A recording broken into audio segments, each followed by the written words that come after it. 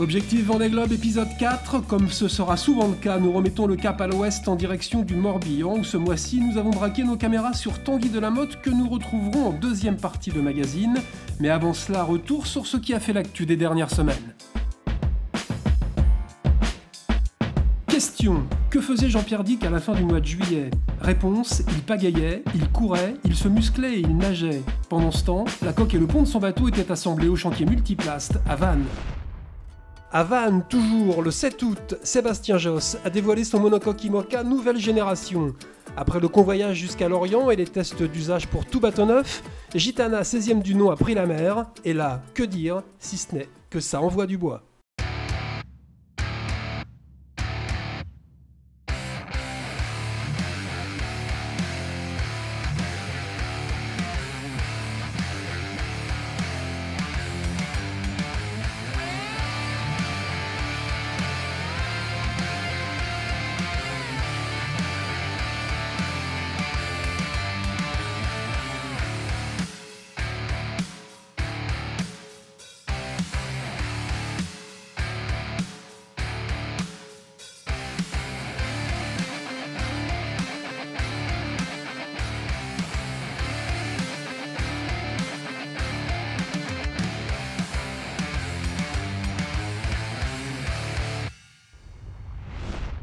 Et puis l'événement course au large du mois d'août était sans conteste la Rolex Fastnet Race, à laquelle participaient entre autres une dizaine de concurrents que l'on devrait retrouver au départ du 8e Vendée Globe. Au final, dans la catégorie IMOCA, victoire de PRB menée par Vincent Rioux et Sébastien Coll. S'il est trop tôt pour tirer des enseignements, reste que les bateaux optimisés de 2012-2013 ont pris le dessus sur ceux de la nouvelle génération.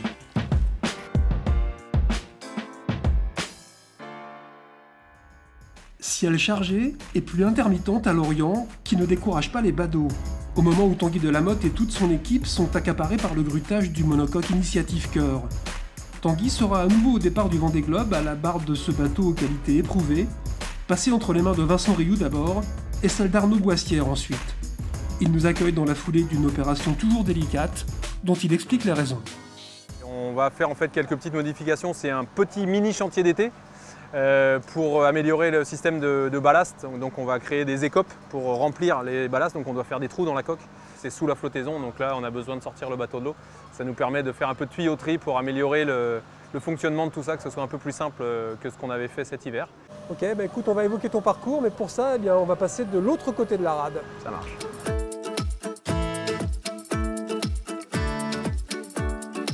Tu peux nous dire où est-ce qu'on est ici ? Là, ici, on est à Port-Louis, donc de l'autre côté de la rade de Lorient, au club de voile de Port-Louis. C'est un super club familial avec un tas de gamins qui s'autogèrent, donc c'est une super ambiance et c'est assez symbolique pour moi d'être ici.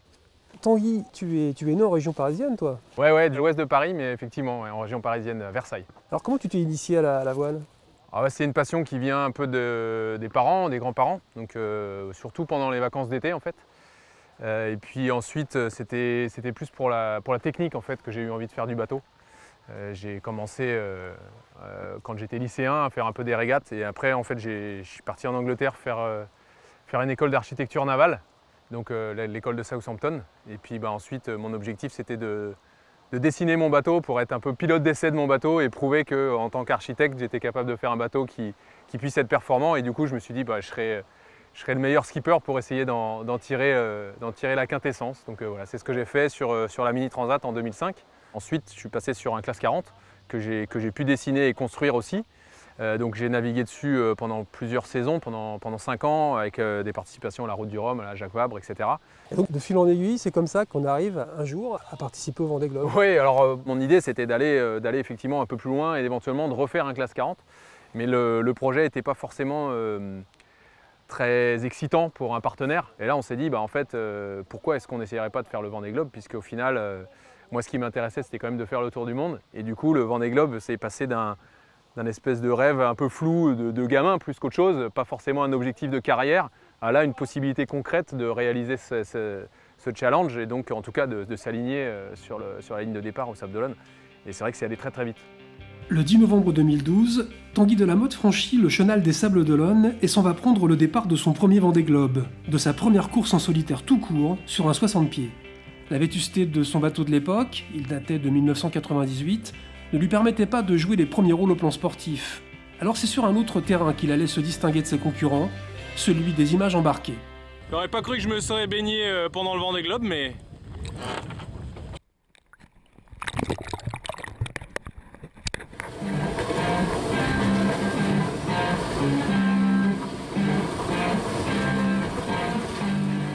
Le but c'était de terminer ce tour du monde et le but c'était aussi de partager avec un maximum de personnes. Et c'est vrai que je me suis vraiment éclaté, j'avais pas de pression à part la pression de l'inconnu, hein, tout le monde là sur un premier Vendée Globe.